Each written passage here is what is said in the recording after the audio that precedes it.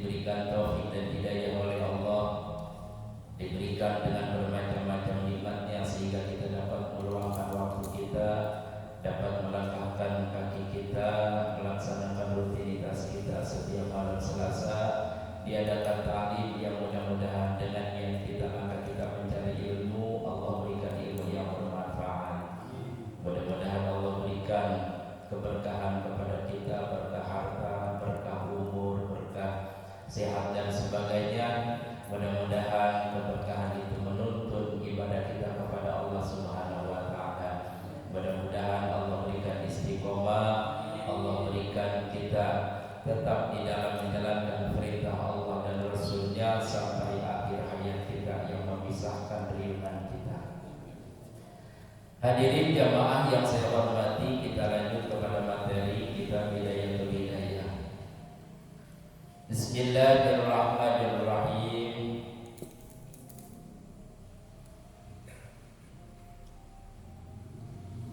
4 baris dari bawah ya. Sumbas tauhid, kemudian meratakanlah roksaka kepala kamu bil masih dengan mengusap, bi antabulla dengan akan membasahi, yadaika dua tangan kamu,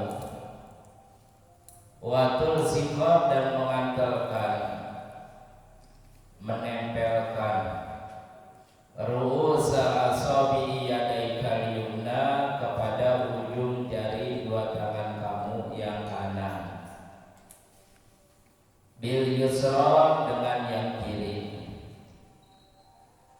wa taj'aluhuma dan menjadikan keduanya dua tangan ala muqaddimatir ra'si kepada di depan kepala,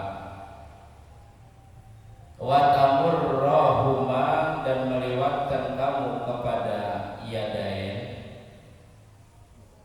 ilal qafa kepada belakang kepala, sumataruduhuma kemudian membalikkan kamu kepada dua tangan ilal muqaddamati kepada yang di depan. Bahazi maka ini marratun sekali, hazihi domir isyarah yang menunjukkan kepada memutarkan kepala tadi, dua tangan kepala. Marratun sekali, naf'alu mengerjakan zalika yang demikian itu salah samarratin 3 kali. Wa kazalika dan demikian pula bisa iril a'dha'i di dalam sekalian anggota. Wa qul dan ucapkanlah Allahumma wasini bi rahmatika wa anzil alayya min barakatika wa zillani tahta zilli arsika yawma la zilla illa zilluka Allahumma harim sari wa basari ala nar. Sumangsa kemudian usap oleh kamu uzunaika dua telinga kamu, zahirahuma zahirnya dua telinga, wa batinahuma dan batinnya dua telinga, uzunain bima inzadidin kalawan banyu kang anyar, bima inzadidin dengan air yang baru, wa adhil dan masukkanlah musabahataika kepada telunjuk kamu, fi subakhai uzunaika di dalam lepat-lepit telinga kamu, wamsah dan usapkanlah zahira uzunaika kepada zahir telinga kamu, bibat di ibhamaika dengan batin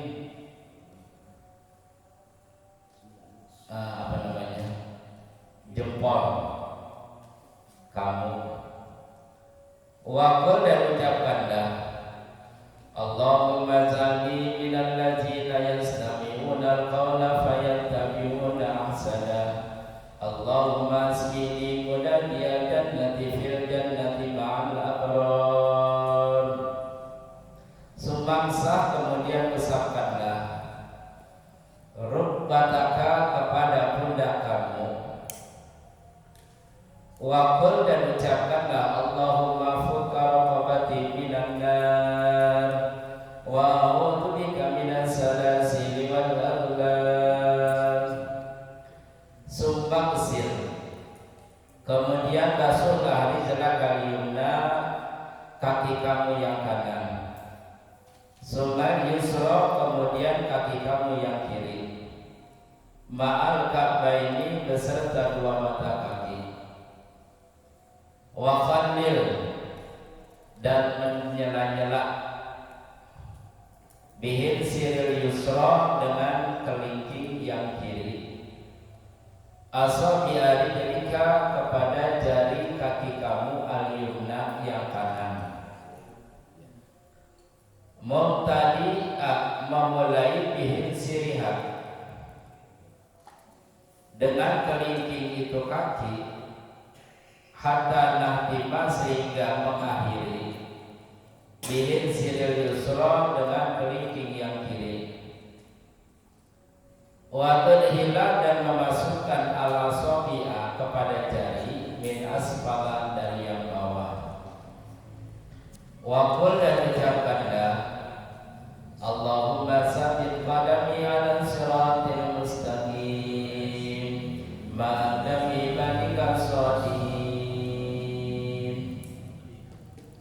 Wa kazalika, di mana posisi banyak banget.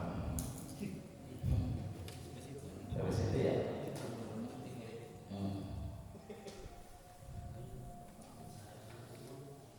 Ini masih menjelaskan tentang daripada kaifiat tata cara di dalam melaksanakan berwudu. Di dalam anggota wudu ada yang wajib dan ada yang sunat.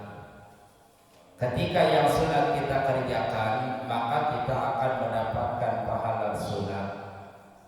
Tapi kalau seandainya fardu kita tinggalkan, otomatis maka ibadah wudu kita tidak sempurna. Jadi di dalam perkara yang sunat, di dalam perkara yang wajib, yang fardu di dalam melaksanakan wudu kita kerjakan. Di dalam anggota wudu tentu diatur di dalam ulama, pada ulama yang telah dijelaskan di dalam kitab. Sedangkan di dalam Al-Quran hanya ada perintah. Bagaimana ayat Al-Quran ya?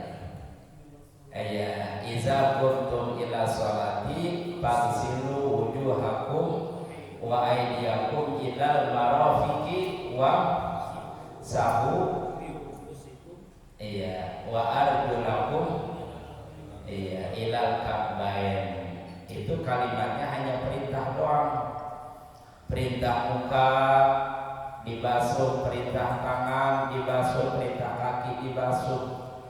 Cuma ada perintah doang, tapi yang menjelaskan batas daripada basuhan adalah ada di dalam kitab yang diatur oleh ulama.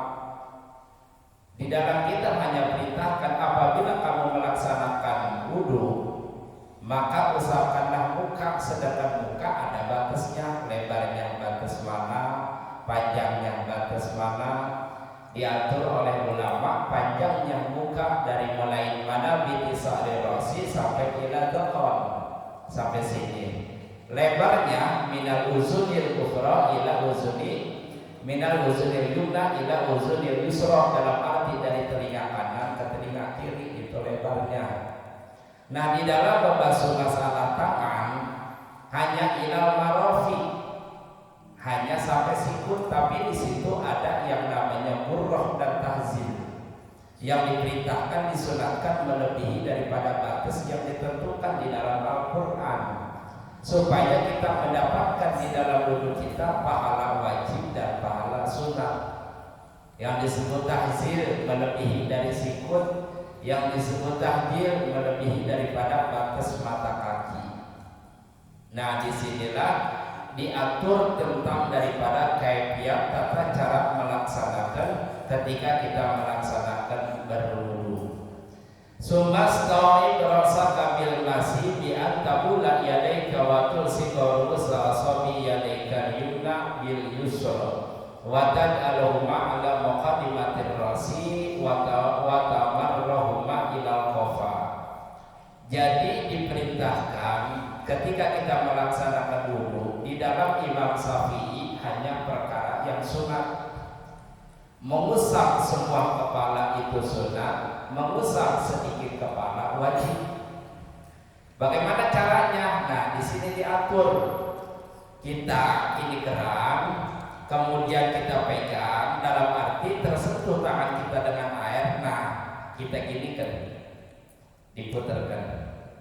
Itu caranya. Tapi ini perkara yang sunat, nggak wajib. Perkara yang sunat kita ginikan. Nah, itu kan putar, kita giniin lagi. Itu. Ini perkara yang sunat. Tapi perkara yang wajibnya hanya ditotolkan doang, bak dirasi. Hanya sedikit sebagian kepala. Mau dilebah sini kek, mau dilebah sini kek, mau dilebah sini kek, yang penting mah jabhah. Nah, ini perkara yang wajib. Tapi kalau seandainya kita berwudu yang sedikit kepala tidak sedikit, kita kagak basuh, maka tidak sah wudu kita, karena itu menjadikan fardu di dalam melaksanakan wudu. Nah, kalau perkara yang tadi diperintahkan sumastau ibrasa kabil masih bi antabula yadaika, ini kayak tata caranya begini seperti tadi. Nah, ini perkara yang sunat, nggak wajib. Kita mau pakai silahkan, kagak dipakai juga kagak apa-apa. Iya, yang namanya ulama kagak ada yang sama pendapatnya gitu. Biasa kita ngerjain hal yang seperti itu, diusap semua kepala, mangga silahkan. Saya mah ketika wudu kagak pernah begitu, itu juga kagak apa-apa. Tidak menjadikan rusak di dalam wudu kita. Yang penting mah fardunya yang harus kita perhatiin. Kalau seandainya mengusap sedikit kepala, basuh dua tangan, basuh dua kaki, muka dan sebagainya, ini perkara yang wajib, harus diperhatiin batas-batasnya. Jangan sampai batas kepala ada sedikit kepala yang ada kebasahan, maka tidak sah daripada wudu kita. Kalau perkara yang sunat tidak terrealisasi, tidak terlaksana sama kita, misalnya wudu enggak kocok, ya mangga silahkan. Kagak kekemur, kagak istinsaq, maka silahkan. Yang penting mah perkara yang wajib kita kerjakan dan batas-batasnya harus sempurna gitu. Kadang-kadang wudu kagak jadi, emang kagak pernah ngaji, kagak tahu hukum, akhirnya ketika membasuh kaki hanya dicuci kaki doang, diguyur doang itu air. Kan kagak sedikit hal yang seperti itu bagi orang yang kagak pernah ngaji. Kata dia mau yang penting mah basah be itu kaki, yang penting mah basah be itu tangan. Sedangkan kalimat tangan dan kaki kalimatnya adalah ghuslu, bukannya mashu. Terkecuali kalimat mashu hanya sekedar diusap, terkena air juga enggak jadi masalah, sah. Tapi kalau kalimatnya ghuslu ini harus benar-benar diusap, dibasuh sama tangan kita. Itu. Kalau sekadar diini doang, diguyur doang pakai air, itu kagak sah. Kadang-kadang ini keran bang digini doang kakinya, tangannya bang digini doang, itu kagak sah. Iya. Terus lagi kalimatnya, dan kita ucapkan Allahumma ghasini birahmatika wa anzilana ya min barakatika wa anzilani ta'ta zika yauma la zila illa ziluka. Allahumma arim sari wa basari ala nar. Saya mau bacanya doa itu doang, arim sari wa basari ala nar. Orang apa-apa apanya segitu mah. Ini mah terlalu banyak misalnya. Kagak dibaca juga, kagak apa bisa baca selawat, baca bismillah, mangga silahkan. Ini enggak menjadikan wajib di dalam bacaan kita wudu yang kita kerjakan.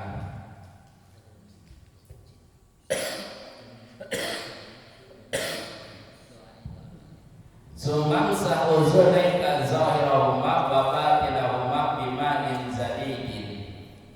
Di dalam kita melaksanakan wudu, yaitu ada yang membasuh dua telinga. Membasuh dua telinga adalah sunat, kagak wajib. Nah, kalimatnya adalah tangan kita, telunjuk kita masukkan. Jadi begini.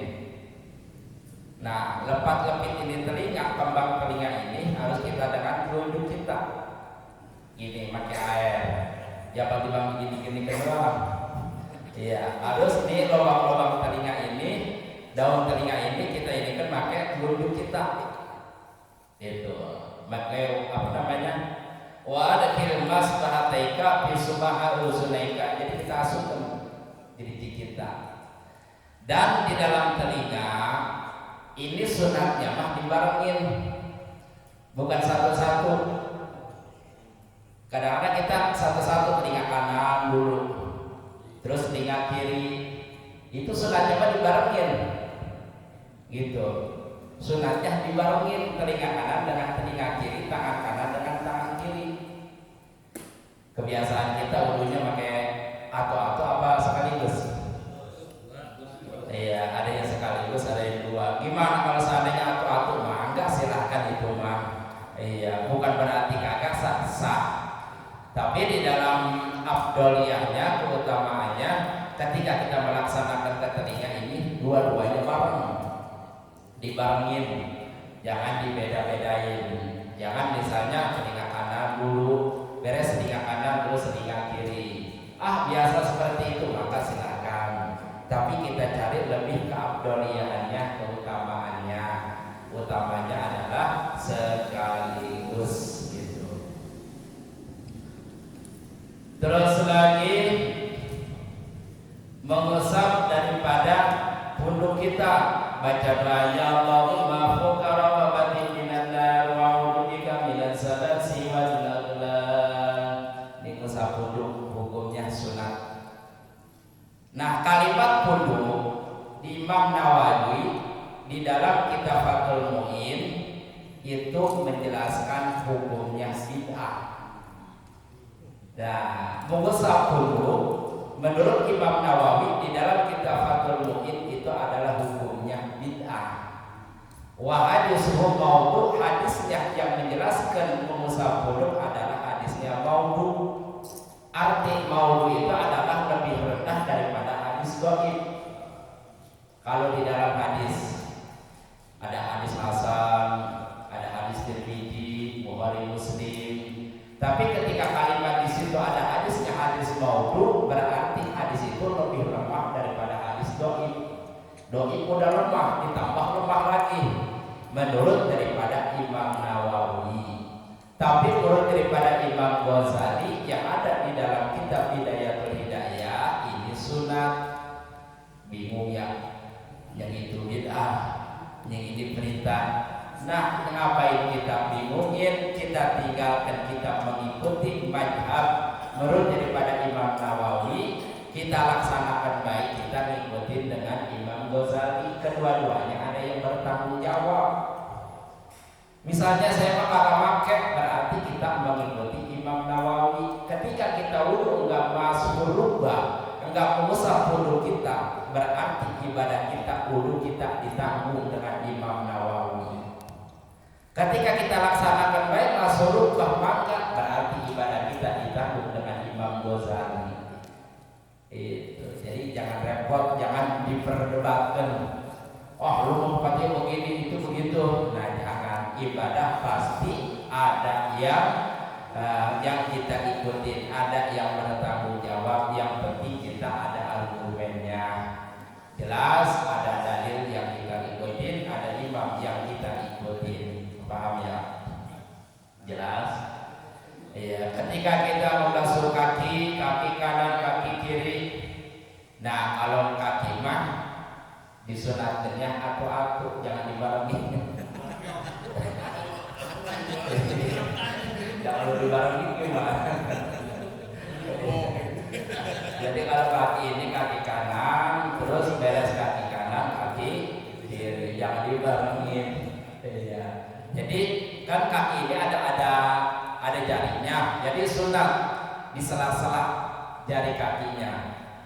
Jari kaki di sela-sela, jari kaki kiri juga di sela-sela. Jangan timbang diguyur-guyur doang.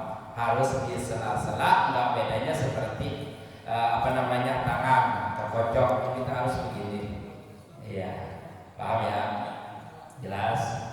Barangkali hanya itu yang dijelaskan di dalam kitab Hidayah yang mudah-mudahan kita dapat memahaminya dan kita dapat mengamalkannya. Dilanjut kita Safinatul Najah.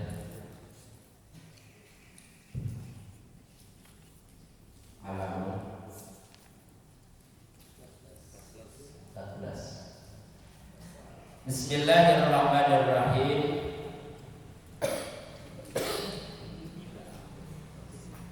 Faslun, bermula ini pasal Suratul Fatihati, syarat-syarat Fatihah. Asyaratun ada 10. At-tartibu, pertama tertib. Wal malatu, dan kedua berturut-turut. Wa mura'atu hurufiha, dan menjaga huruf-huruf Fatihah. Wa mura'atu tasdidatiha, dan menjaga tasdid Fatihah. Wa alla yasquta, dan supaya jangan diam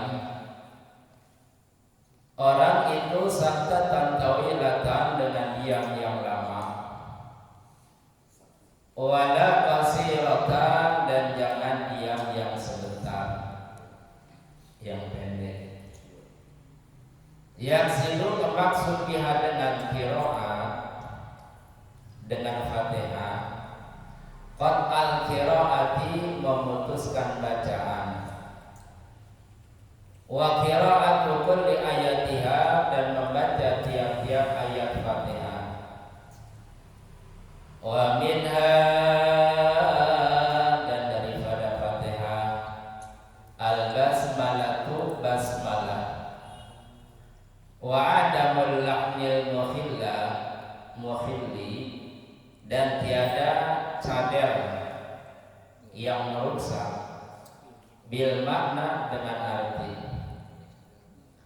Wa antakuna, dan supaya adanya Fatihah halakal qiyami, di dalam tingkah berdiri, fil fardi, di dalam salat fardu. Wa ayusmi'a, dan supaya mendengarkan orang itu nafsahu, dirinya, al-qira'ata, kepada bacaan. Wa an la yatakhallalaha, dan supaya jangan menyela-nyela kepada Fatihah, zikrul aznabiyun, zikir yang lain. Hadirin kaum muslimin yang saya hormati, alhamdulillah rukun-rukun salat dijelaskan satu persatunya supaya salat kita mengikuti pelaturan ulama, salat kita menjadi sempurna dan salat menjadikan pahala. Tidak sedikit orang yang melaksanakan salat tapi salat tersebut tidak diterima oleh Allah karena rukunnya rusak, karena yang menjadikan rukunnya tidak sempurna.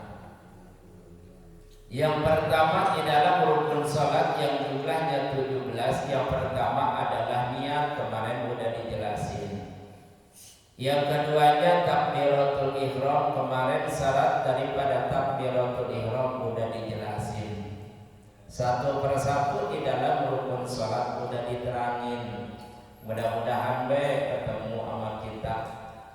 Yang mudah-mudahan udah yang kita aji ketemu salat kita, yang kita rasakan kok kagak sesuai dengan syaratnya, mungkin salat kita bisa kita diatur lagi, kita perbaiki lagi dengan ilmu yang kita dapetin, dengan ilmu yang kita miliki.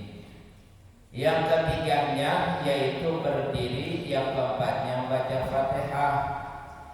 Di sini dijelaskan syarat membaca Fatihah jumlahnya ada 10. Kurang daripada syarat Fatihah enggak benar.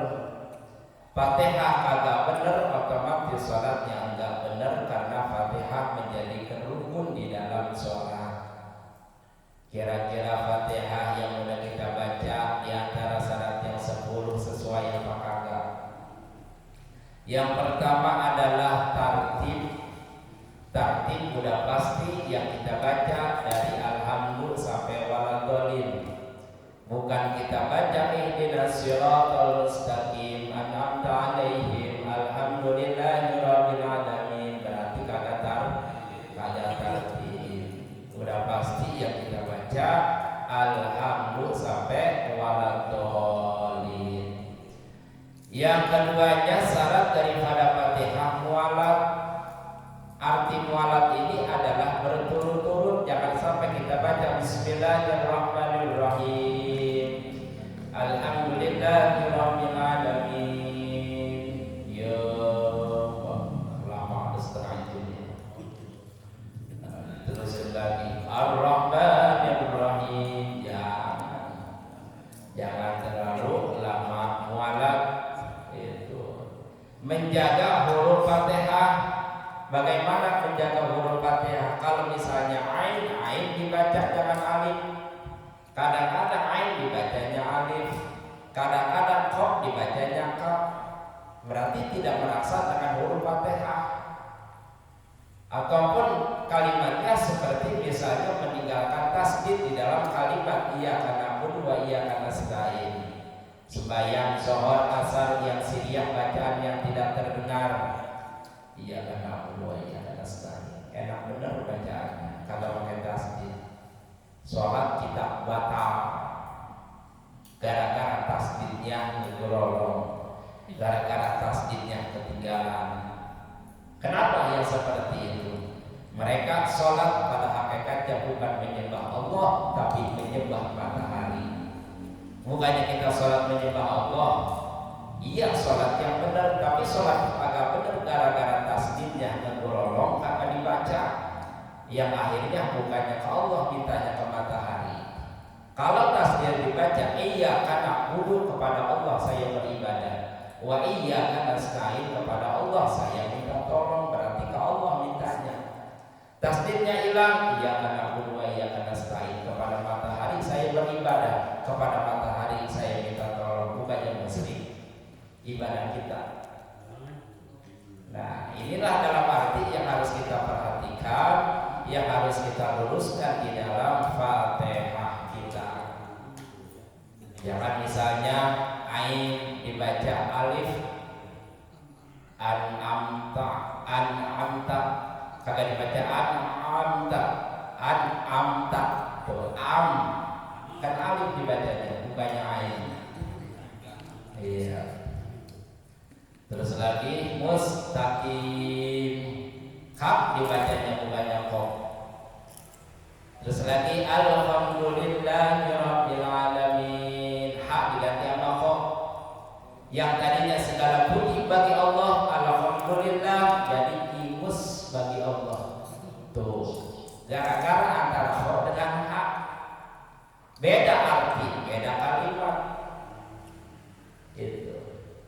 Jadi kita tidak sembarangan meluruskan di dalam tentang Fatihah kita, tentang bacaan Fatihah. Jangan sampai kita sholat ngajinya enggak ada, akhirnya kagak tahu sebaca-baca yang penting Fatihah dari alhamdulillah sampai waladhdallin. Yang padahal syarat daripada Fatihah adalah mura'atul hurufiha, menjaga per hurufnya gitu. Jangan qaf dibaca kaf, jangan shad dibaca sin, jangan alif dibaca ain dibaca alif. Ini harus menjaga daripada hurufnya, menjaga daripada tasdidnya. Itu paham ya?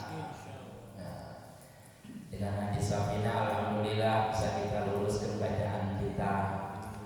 Coba kalau kita kadang ngaji yang penting mah Fatihah kalau amat bener salah Yang penting mah rukunnya. Kan di dalam Fatihah ada syaratnya, di dalam takbir ada syaratnya, di dalam niat ada syaratnya.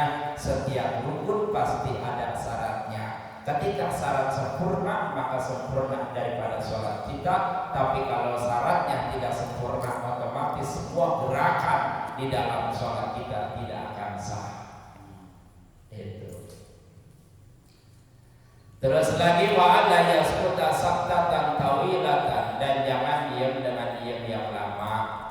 Seperti tadi, misalnya baca alhamdulillah ada kalimat yang terlalu banyak lama diam. Dan jangan juga diam yang pendek, kagak ada jedanya ngurolong baik. Itu. Yang keduanya adalah qata' al-qiraati, memutuskan bacaan. Dan bacaan tiap-tiap ayatnya diantaranya adalah bismillah. Menurut Imam Syafi'i, bismillah ayatun minal Fatihah wajib harus dibaca. Kalau kita baca Fatihah kagak baca bismillah tidak sah. Karena bismillah menjadikan rukun, menjadikan ayat daripada Fatihah, Fatihah menjadikan rukun daripada sholat. Ada orang yang baca bismillahnya, misalnya kagak baca bismillah, langsung terdekat baik. Yang kalau di dalam sholat sih gak jadi masalah. Misalnya waladhdallin dilangsungkan dengan ayat Al-Quran, maka silakan. Itu gak diwajibkan. Tapi kalau seandainya Fatihah kagak diawali dengan bismillah, rusak sholatnya. Karena bismillah adalah ayat daripada Fatihah. Wa ada ulangil mukhili bil makna, kalau kita baca suratul Fatihah maka jangan ada yang merusak dengan arti. Seperti tadi, iyyaka na'budu wa iyyaka nasta'in, jangan merusak kepada arti, kepada makna. Maka ketika kalimat yang kita baca salah, maka artinya juga pun akan beda gitu. Wa antaquna halatal qiyami fil fardi, dan disyaratkan membaca Fatihah itu waktu berdiri di dalam melaksanakan sholat fardu. Kalau seandainya posisinya sholatnya sambil diri, tapi kalau seandainya posisi sambil duduk maka silakan. Kalau kita nggak kuat berdiri, maka kita baca Fatihahnya sambil duduk, silakan, enggak diharuskan. Terkecuali posisi kita masih sanggup berdiri, kemudian kita duduk, itu tidak diperbolehkan. Nah, kita baca Fatihah di sini adalah harus ketika waktu berdiri. Apakah ada yang ketika kita berdiri tidak membaca Fatihah, dan bahkan sholat itu dan bahkan Fatihah itu tidak terselesaikan? Tergantung daripada kita sebagai makmumnya. Ada makmum muwafiq, ada makmum masbuk. Kalau masbuk tertinggal daripada Fatihah, tertinggal daripada rakaat, ketika kita membaca suratul Fatihah baru bismillah doang, si imam udah ruku, maka kita mutaba'ah ngikutin kepada si imam. Walaupun hanya bismillah doang yang kita baca, kita ikutin kepada si imam, mutaba'ah si imam ruku, kita ikutin, maka sah sholat kita. Karena Fatihah kita udah tertanggung sama si imam. Tapi kalau seandainya kita sebagai makmum yang muafiq, dari awal ketika si imam Allahu Akbar, kita di belakang Allahu Akbar, baru juga kita baca di pertengahan suratul Fatihah, iyyaka na'budu wa iyyaka nasta'in, si imam udah ruku, maka posisi kita kalau kita ikutin itu si imam ruku, Fatihah kita belum selesai, batal sembahyang kita. Harus diselesaikan Fatihahnya, walaupun tertinggal daripada dua rukun. Si imam ruku, beres ruku, tidak akan ikut dua rukun. Ketinggal sama si imam, kagak apa-apa, teruskan bacaan kita Fatihah. Iya.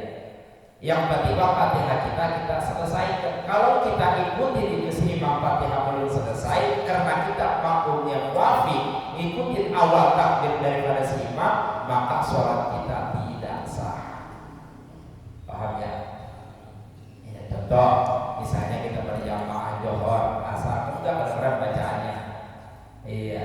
sedangkan si imam patas bacaannya nggak berenang baik, sedangkan kita lembek, istilahnya kendor bacaan kita.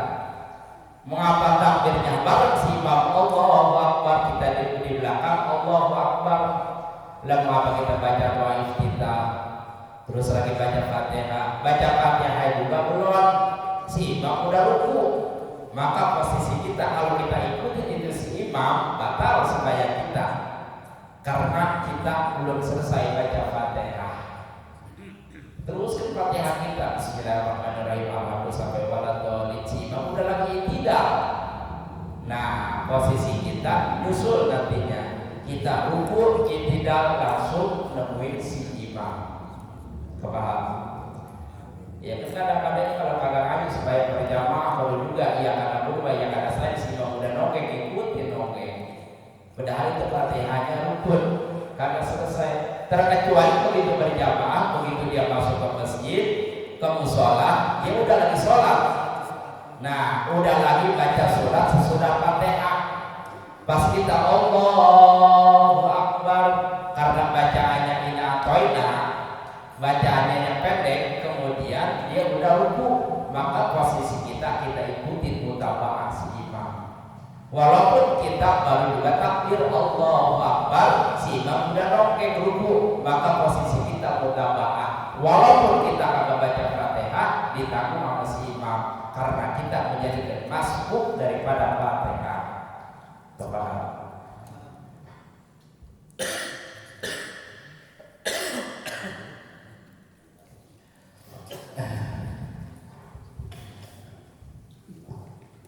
Syarat yang kelanjutannya wa ayyusmi'a nafsahul qira'ata, disyaratkan supaya mendengar bacaan surat Fatihah nafsa, bukan kepada makmum, bukan didengerin sama orang lain, tapi nafsa. Bacaan Fatihah di sini kedengaran sama telinga kita sendiri. Dari bismillah sampai waladhdallin itu per hurufnya harus kedengeran, per kalimatnya harus kedengeran. Kalau kita sembahyang kalau ada kalimat Fatihah, huruf Fatihah yang kagak kedengeran, kagak sah sholatnya. Nah, di sini wa ayyusmi'a nafsahul qira'at, syarat daripada Fatihah, Fatihah itu kedengeran sama diri kita, sama telinga kita. Enggak diharuskan kedengeran sama sebelah kita, enggak diharuskan kedengeran sama orang lain, sama jamaah, tapi yang diharuskan, yang diwajibkan kedengeran sama telinga kita. Kadang-kadang orang ahli sebaik johor kayak asar,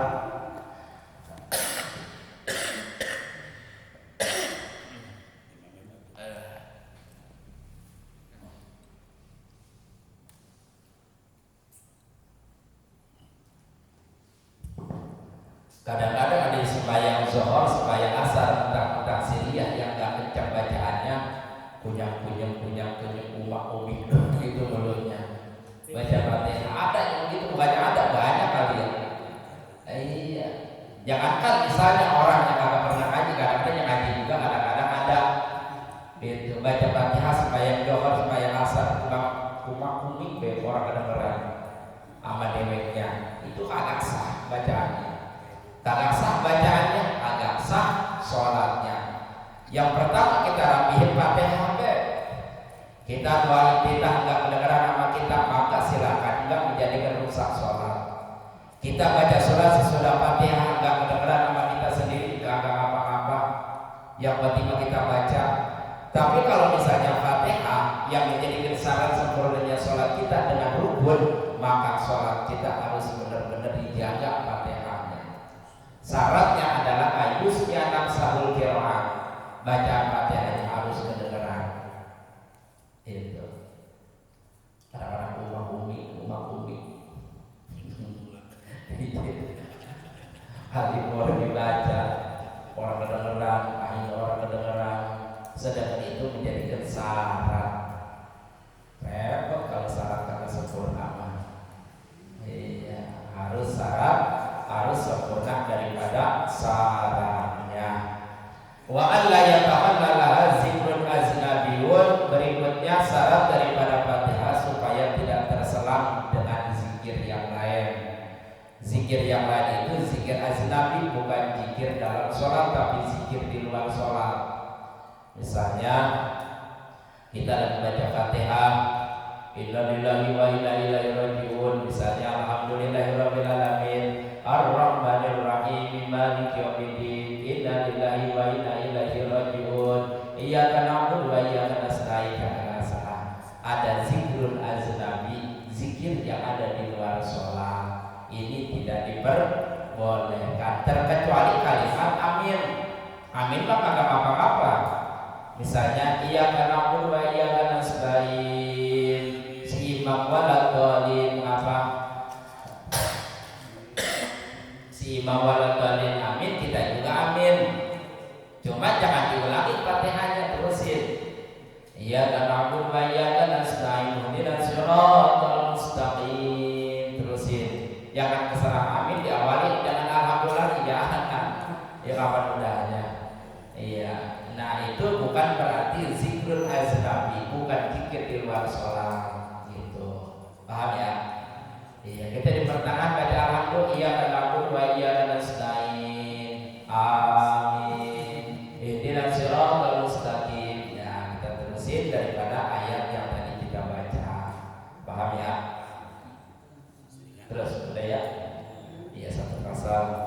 Iya, yang penting ngaji ada pemasukan ilmu yang kita dapati, ada pemasukan ilmu yang kita miliki, hakikatnya kita pasrahkan kepada Allah, syariatnya ilmu udah kita dapatin, mudah-mudahan dengan ilmu akan menyempurnakan ibadah kita.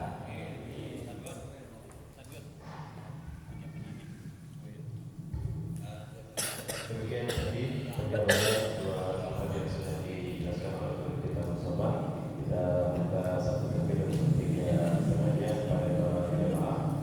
Silakan jika ada pertanyaan atau materi yang mungkin kurang dipahami atau belum dipahami, kami silakan untuk bertanya.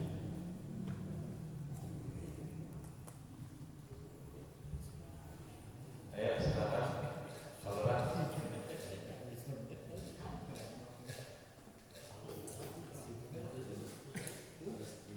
Ya, Aham sering menanya di baik. Kopi mana bisa gitu. Harus aja kopi. Hari Sabtu tuh. Awalan ya. Jadi di bab bidaya ini, kalau kita dulu diajarkan, tadi kan Kiai bilang afdolnya telinga sekaligus dua ya Kiai. Tapi kita memang diajarkan dari dulu telinga kanan dulu, kemudian telinga kiri, karena memang doanya di sini juga ada dua. Allahumma ja'alni alladziina yastami'una al-qawla fa yattabi'una ahsanah, dan Allahumma asmi'ni munadiyal jannati fil jannati ma'al abrar.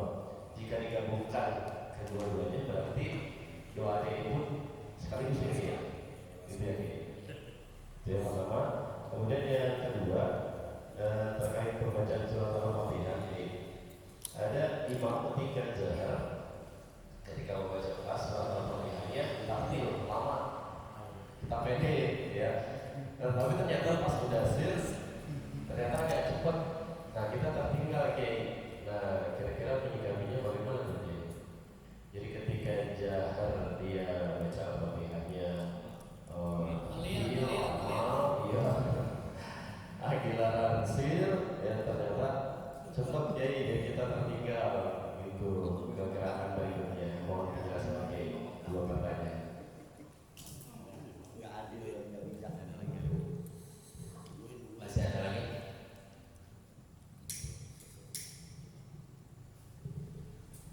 Namanya Kiai. Ya silakan. Ampura nih. Kalau seandainya imamnya ini kan lama nih kayak ini, ya bacaannya. Bahkan kita udah coba sampai 7 Al-Fatihah 7 kali, baru selesai bacaan ayat yang dibaca pada setelah Fatihah. Nah nanti kan makmum ini kan, oke, kalau misalkan kalau makmum ini kan Fatihahnya bisa digalangin sama imam kalau mungkin dia telat ataupun dibatalin. Nah kalau seandainya yang di ayat bacaan